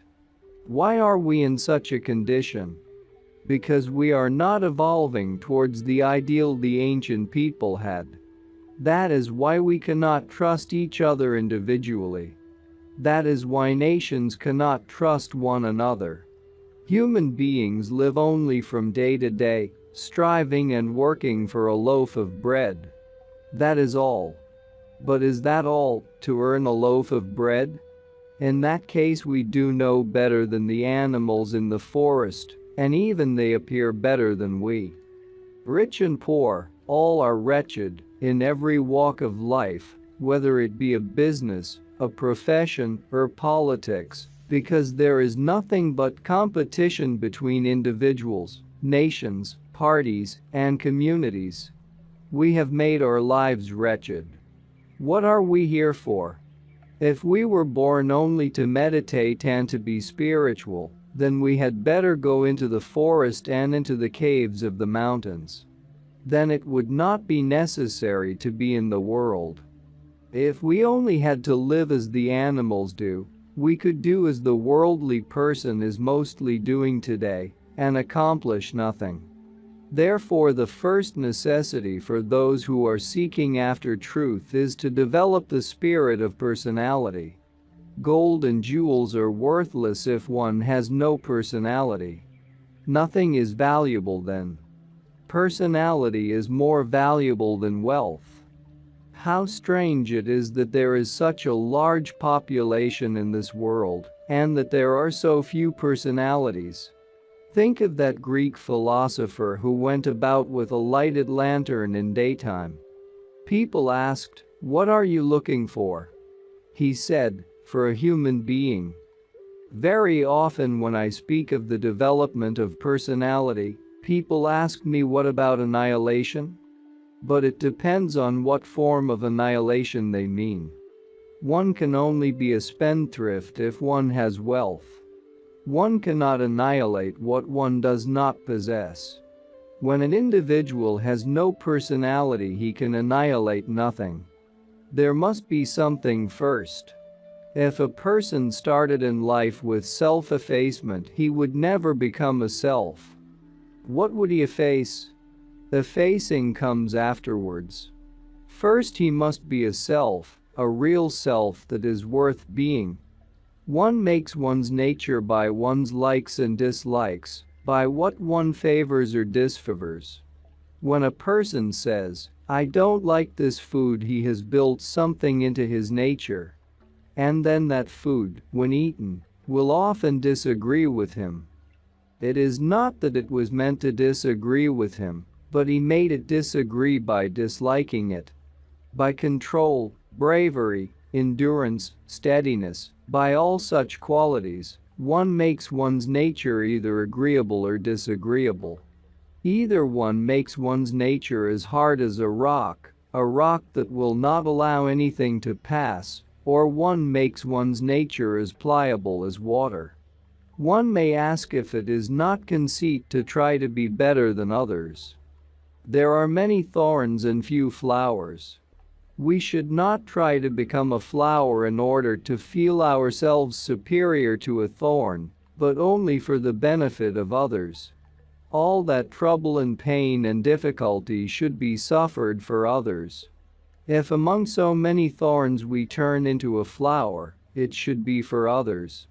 That must be the idea. Besides, it is not an easy task to become a flower. It is far easier to become a thorn. For one is naturally born a thorn, and one has to become a flower. It is easy to say, "You have hurt me, insulted me, disturbed me, troubled me." But one does better to ask oneself if one has not harmed or disturbed someone else. One never thinks enough about this. Therefore, to develop personality, one learns self-effacement. It is an annihilation, a continual unconscious annihilation which turns the self from a thorn into a flower. One may also wonder whether with the development of personality, one would not develop self-consciousness. But personality contains all: spirit, mind and thought, and body. A self-conscious person is not necessarily one who has developed his personality, although it does sometimes give a tendency to vanity. But vanity is the power which can lead man to either good or bad. It is the living spark of the ego. The soberness of the ego is divine vanity, and the intoxication of the ego is the conceit of man. Conceit is difficult to conquer, it is almost impossible to get rid of. The reason is that wherever there is light there is darkness. Wherever there is a form there is shadow. The word vanity is generally used in a very ordinary sense. There is no really good expression for the higher form of vanity. It is difficult to express this in any other way. The Hindus call it vairagya, and the Sufis use the word kabriya for divine vanity. It is God's satisfaction in the manifestation which He wanted to create. But this is not the same as the satisfaction of the ignorant soul in its limitation. When it is in its proper place, it is divine virtue. When it is out of its proper place, it is a sin. The understanding of vanity is the most fascinating vision of the phenomenon of life. What the Sufi calls wine is the pleasure he derives from it. When this phenomenon is disclosed to him and he sees what activates all the different lives, it is almost like wine. What Omar Khayyam has called wine is the amusement one gets by looking at the phenomena of life, which lifts one above the worries of life. One will always find that the most evolved sages can be amused. That is why they are pleasant to meet and to speak to. Worrying comes from self-pity and fear. And fear is made of the clouds of ignorance. The light will dissolve it. Humor is the sign of light. When the light from above touches the mind, it tickles the mind, and it is the tickling of mind which produces humor. The one who develops his personality enriches and ennobles himself in manner, principle, and ideal. This subject has been much overlooked. It is not that man is not capable of it. Man is more capable of it than ever before because he has to suffer so much. This life as we live it is a most painful life. It crunches and grinds a person and in that way can make him a better man. If he gave his thought to it, he would profit by it and become a better person. In ancient times, people willingly went through different sufferings, trials, and tests. We today do not need to do so. We have other trials today. We do not need to look for them if we only learn how to profit by them. Otherwise, this experience is lost. Nowadays, man can make use of all the skin and bones and nails of every animal in some way or another, and yet we do not use our own life's experience, which is more precious than anything else. When people hear of an oil well or of a gold mine, they are all interested in it. But they are not interested in this gold and silver mine, this mine of jewels and gems, the cultivation of which will produce all that can be produced. What is most valuable they do not even think about. There is, however, no need to scorn a rich man. Sometimes the rich man is poorer than the poor. With all the money in the bank, his condition is sometimes much worse than that of the poor man. It is a mistake to say a person is rich because he has money or high rank. Besides, the question whether a person is poor or rich has nothing to do with personality. One can develop personality regardless of being rich or poor. Neither poverty nor riches necessarily draw one back from spiritual progress, for all that exists in the world is there for our use. If one has it, so much the better. If one does not have it, it is better still. The great gurus and teachers of all times have taught that to give one's thought and mind to the development of personality is of the greatest importance for those who wish to seek for truth. Where does the difference between religious faiths come from? From looking superficially. People argue about things which in essence are the same. The difference is only in words. A keen observation of life and time awakens us to the fact that when once the light is thrown upon life, life begins to reveal itself. As Sati has said, even the leaves of the tree become as pages of the sacred book once the eyes of the heart are open. And that's not all. Our experts and regular viewers respond to all comments. Also check if you forgot to subscribe and set your bell to receive notifications about new audiobooks and other useful self-development materials that we release regularly. Join in the discussions, don't forget to give likes and, if possible and inspired, support the development of the channel financially. All useful links will be in the description and the first attached comment. Goodness, love and wisdom to all. And now move on to watch the next part of the video at the links below, or choose something from the playlists of the channel and those you see on the screen.